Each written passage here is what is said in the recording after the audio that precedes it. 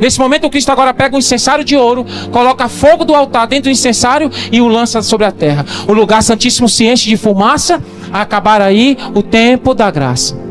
Os 4 anjos que seguram os 4 ventos da destruição se retiram da terra. O Espírito Santo agora se retira dos ímpios e acumula sobre aqueles que receberam o selo de Deus, o selo da obediência. Para todos sempre seremos o templo do Espírito Santo. Viveremos à vista de um Deus santo, sem intercessor, porém cheios do Espírito Santo. Evidência a todo o universo que era possível sim guardar os mandamentos de Deus, e que Satanás estava errado quando dizia que os mandamentos de Deus não tinham como ser guardados. Cheios do Espírito Santo, possessão do Espírito Santo. Mas é nesse momento também que as pragas começam a ser derramadas. E como nós sabemos que a primeira praga será úlceras malignas e perniciosas, que assolarão homens e mulheres que não receberam o selo de Deus, o selo da obediência. A segunda praga, o mar se transformará em sangue, como sangue de morto, e toda a alma vivente do mar morrerá. Apocalipse 16, 3. A terceira praga, os rios e as fontes das águas se transformarão em sangue. Terríveis são esses castigos. A justiça de Deus, ela é plenamente reivindicada, diz o anjo do Senhor. Justo és tu, ó Senhor, porque julgaste essas coisas. Assim como derramaram o sangue dos santos e dos profetas, tu lhes tem dado sangue a beber, porque disso são merecedores. Apocalipse 16, de 5 a 7. A quarta praga, será dado poder ao sol, para que abrace os homens com fogo. Os homens serão abrasados com grandes calores. As coisas irão pegar fogo do nada. Haverá uma intensa chuva de pedras, irmãos, com o peso de um talento, que quer dizer 35 quilos. Uma intensa chuva de pedras com o peso de 35 quilos castiga o planeta Terra. Essas pragas não são universais, mas são os mais terríveis flagelos já vistos pela humanidade. O cântico do templo naquele dia serão gritos de dor, diz o Senhor Jeová. Muitos serão os cadáveres e serão jogados por todos os lados em silêncio. Amós 8:3. A multidão de maus agora está prestes a cair sobre o povo de Deus, e eis que um denso negror, mais intenso do que as trevas da noite, cai sobre a terra. A multidão de maus subitamente se silencia. E na hora de grande angústia, no meio do povo de Deus, aparece um arco-íris revestido com a glória do Senhor. O arco-íris atravessa os céus e parece cercar cada um dos grupos de oração. É o livramento dos justos.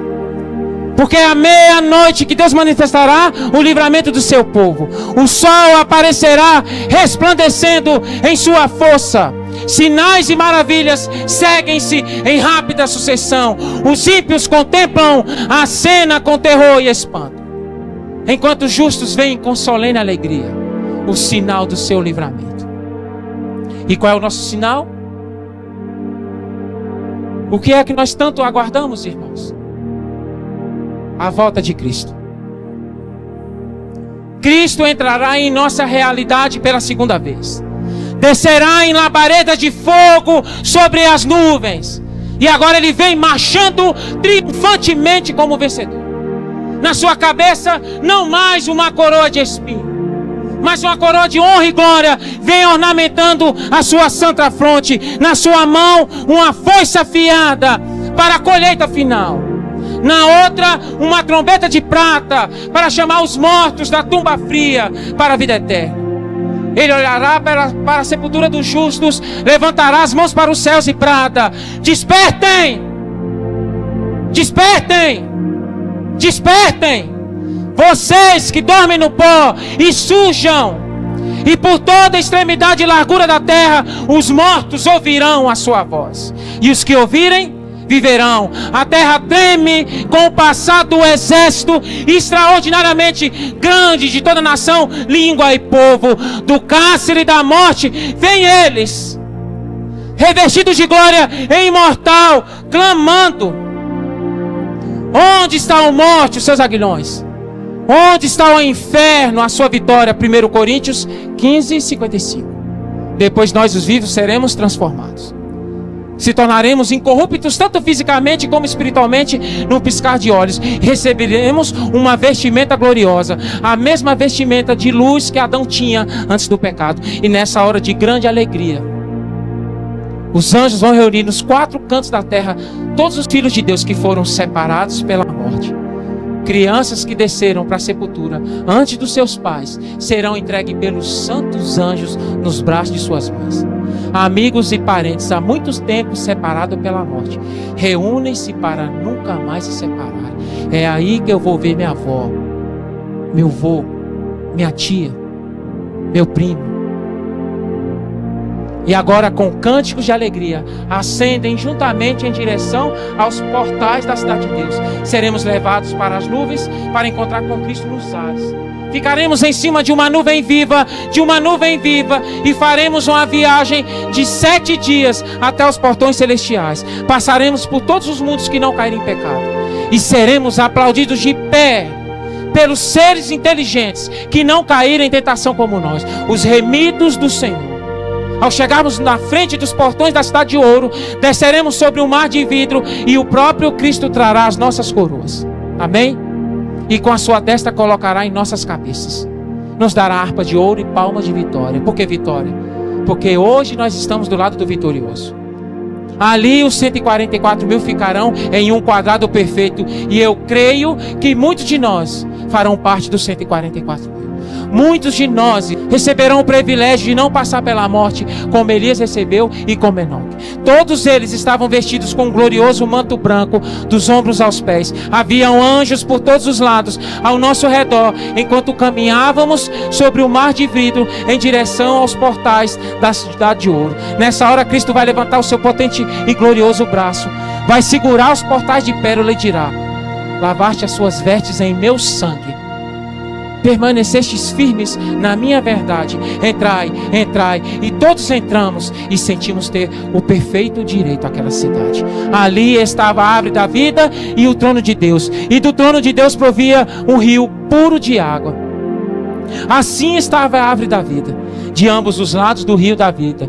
E os seus ramos curvavam-se até o local onde nós nos encontrávamos. E o seu fruto era esplêndido, tinha um aspecto de ouro misturado com prata. E todos fomos para debaixo da árvore e sentamos ali para contemplar a beleza e o encanto daquele lugar. E nesse momento de grande alegria, Cristo vai nos apresentar o seu Pai com uma aquisição do seu sangue, declarando: eis aqui, Pai, os filhos que me deste. Guardei todos aqueles que me deste. Vai nos apresentar, Cristo vai nos apresentar para o nosso Pai. E que alegria será agora do nosso Deus infinito, quando Ele olhar para os resgatados e contemplar a sua imagem e ver que toda a discórdia e toda a maldição do pecado foi banida. Finalmente, um humano de novo em harmonia com o divino. E agora, com visível amor, Jesus dará as boas-vindas aos seus fiéis para o gozo do seu Senhor, irmãos. Como eu tenho aguardado isso? Quantos têm aguardado isso? Amém? Porque a alegria do nosso Salvador consiste em ver no reino da glória as pessoas que foram salvas aqui, através da sua angústia, da sua humilhação. E os resgatados participarão dessa felicidade. Porque quando os salvos estiverem em volta do grande trono branco, eles verão as pessoas que foram ganhas para Cristo através do seu sacrifício e das suas orações de amor. E essa alegria há de encher os nossos corações quando nós vemos que aquelas pessoas que nós ganhamos para Cristo ganharam a outros, e esse ainda outros, todos trazidos agora para o porto do descanso, para ali colocarem as suas coroas aos pés de Cristo e adorá-lo pelos séculos da eternidade. Ao serem os resgatados, recebidos na cidade de Deus, ecoa nos ares um clamor de exaltação. O primeiro Adão está prestes a se encontrar com o segundo. O Filho de Deus agora se encontra de pé, com os braços estendidos, para receber o Pai da nossa raça. Que cena, irmãos! E quando Adão vê as marcas da crucificação na testa e nas mãos de Cristo, e ele saber que foi por causa do seu pecado que o nosso amado Jesus foi ferido, Adão vai chorar em alta voz.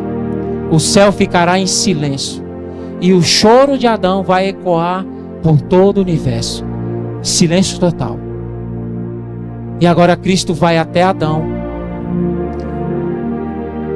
o pega pela mão e fala: Adão, levanta.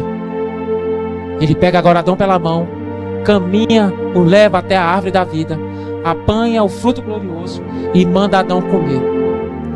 E após Adão comer do fruto glorioso da árvore da vida, ele vai olhar para ao redor de si e contemplar uma imagem, uma multidão da sua família, todos agora fazendo parte do paraíso do Senhor.